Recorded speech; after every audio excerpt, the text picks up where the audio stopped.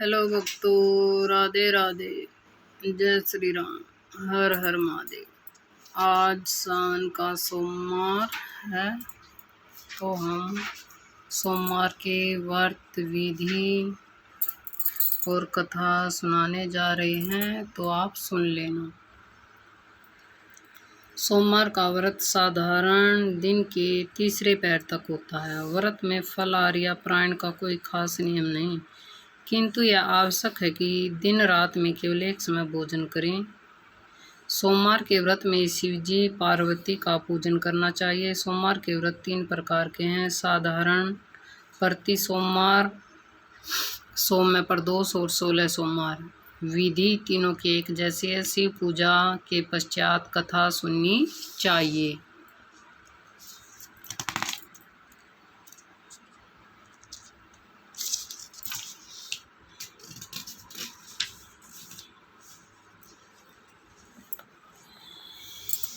तो अभी हम कथा सुनाने जा रहे हैं, तो आप सुन लेना।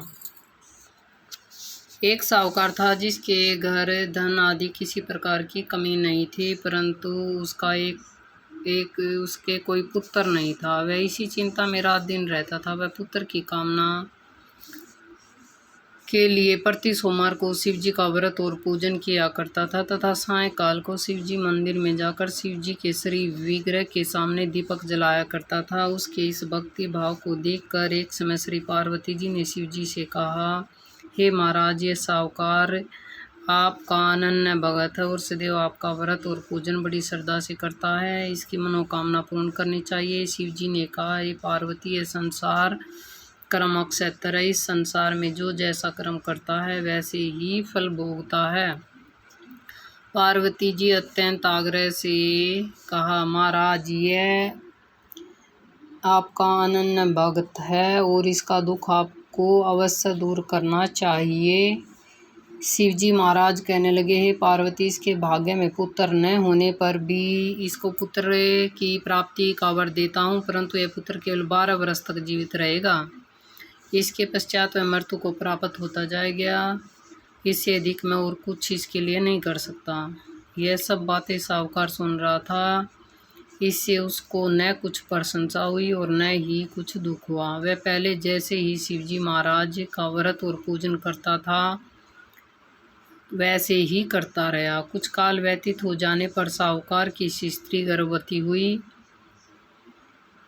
और 10वें महीने उसके गर्भ से अति सुंदर पुत्र की प्राप्ति हुई। साहूकार के घर में बहुत खुशी मनाई गई, परंतु साहूकार ने उसके केवल 12 वर्ष की आयु जाने कोई अधिक प्रशंसा नहीं हुई।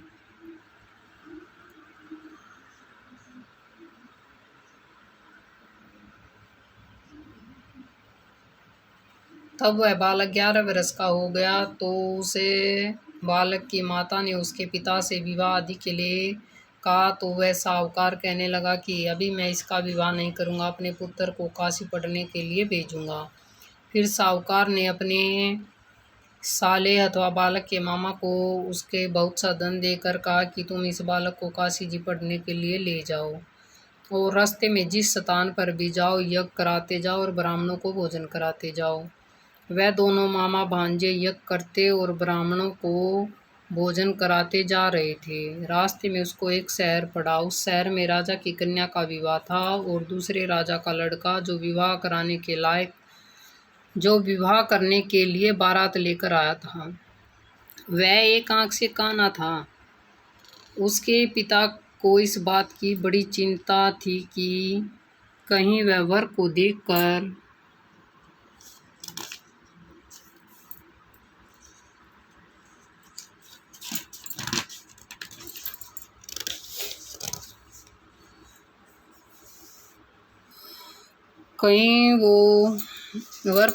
कन्या के माता पिता विवाह में किसी प्रकार की अड़चन पैदा न करें। इसी कारण जब उसने अति सुंदर सेठ के लड़के को देखा तो मन में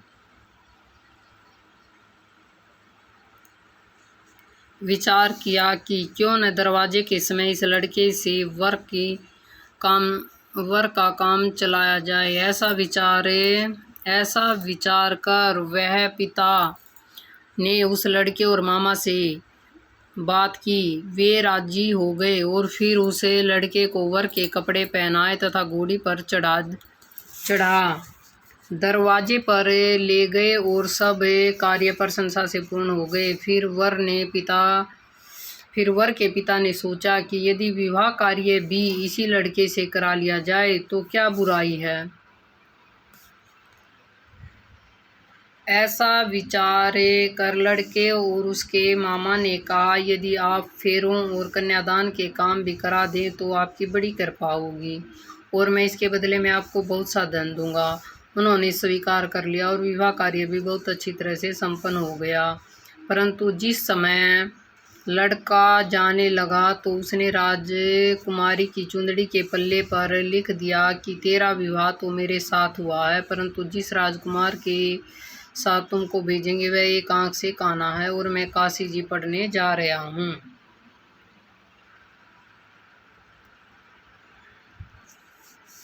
लड़के के जाने के पश्चात उस राजकुमार ने जब अपनी चुंदड़ी पर ऐसा लिखा पाया तो उसने राजकुमार के साथ जाने से मना कर दिया और कहा, यह मेरा पति नहीं है, मेरा विवाह इसके साथ नहीं हुआ है, वह तो काशी जी पढ़ने गया है।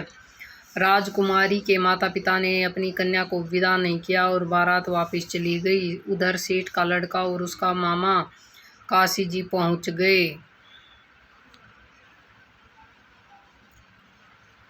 वहां जाकर उन्होंने यज्ञ करना और लड़के ने पढ़ना शुरू कर दिया। जब लड़के की आयु 12 साल की हो गई उसी दिन उन्होंने यज्ञ रचा रखा था।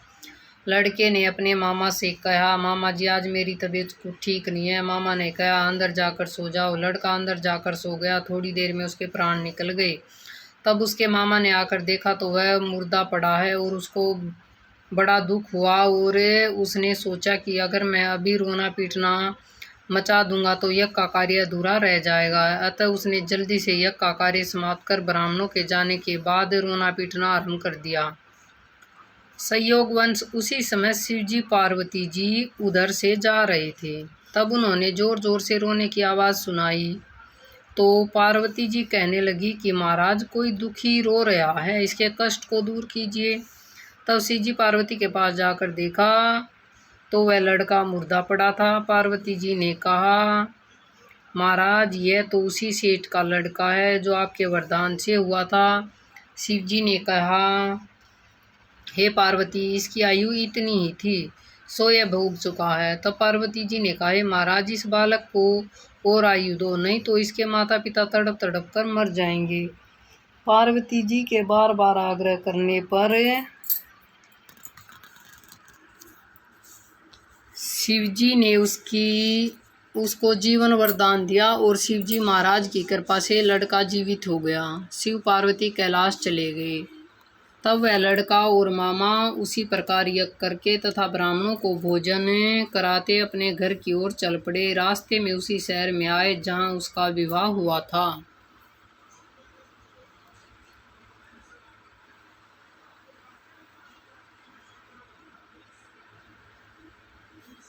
वहां पर आकर उन्होंने यज्ञ आरंभ किया। उस लड़के के ससुर ने उसको पहचान लिया और अपने महल में ले जाकर उसकी बड़ी खातिर की। साथ ही बहुत दास दासियों सहित आदरपूर्वक लड़की और जमाई को विदा किया। तब वे अपने शहर के निकट आए तो मामा ने कहा, मैं पहले तुम्हारे घर जाकर खबर कराता हूँ।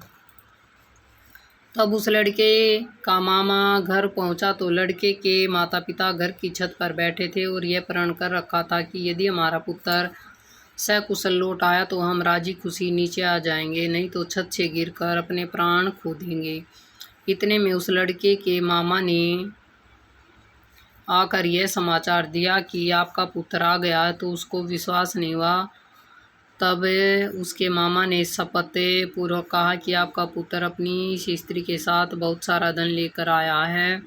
तो सेठ ने आनंद के साथ उसका स्वागत किया और बड़ी प्रशंसा के साथ रहने लगे। इसी प्रकार से जो कोई सोमवार के व्रत को धारण करता है अथवा इस कथा को पढ़ता या सुनता है उसकी समस्त मनोकामनाएं पूर्ण हो जाती हैं। बोलो हर हर महादेव, बोल सच्चे दरबार की जय, बोल पार्वती माता की जय। तो अभी हम आरती करेंगे, तो आप आरती ज़रूर लेना और कहानी भी सुन लिया करो।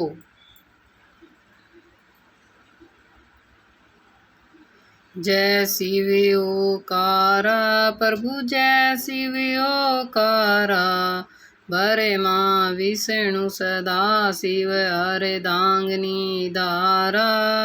जय शिव ओंकारा एकानन चतुरानन पंचानन राजे, हंसानन गरुड़ासन वर्षासन साजे।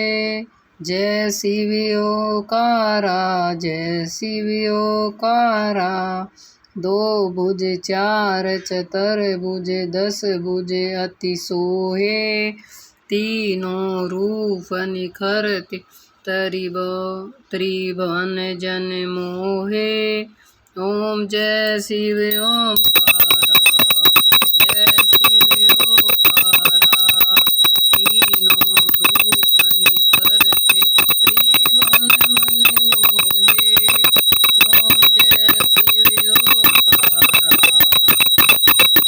अक्षमाला वनमाला मुंडमाला धारी, त्रिपुरारी कसारी वरमाला धारी। ओम जय शिव ओंकारा जय शिव ओंकारा, श्वेतांबर पीतांबर बागांबर अंगे, सनकादित बरमादित दूरातिल संगे। ओम जय शिव ओंकारा जय शिव ओंकारा, हरे में श्रेष्ठ कमंडल चक्कर तरसुल धरता, जग करता जग हरता जग पालन करता। ओम जय शिव ओंकारा, हरे माँ विष्णु सदा शिव अर्धांगिनी धारा, हरे माँ विष्णु सदा शिव जान विका, हरवण अक्षर के मध्यम ये तीनों एका। जय शिव ओंकारा जय शिव ओंकारा, त्रिगुण स्वामी की आरती जो कोई नर गावे, कहत शिवानंद स्वामी सुख संपत्ति पावे। जय शिव ओंकारा ओम जय शिव ओंकारा। बोलो हर हर महादेव, बोल सच्चे दरबार की जय। हर हर महादेव हर हर महादेव। अगली वीडियो में फिर मिलेंगे, तब तक के लिए राम राम जी, राधे राधे, हर हर महादेव, जय श्री राम।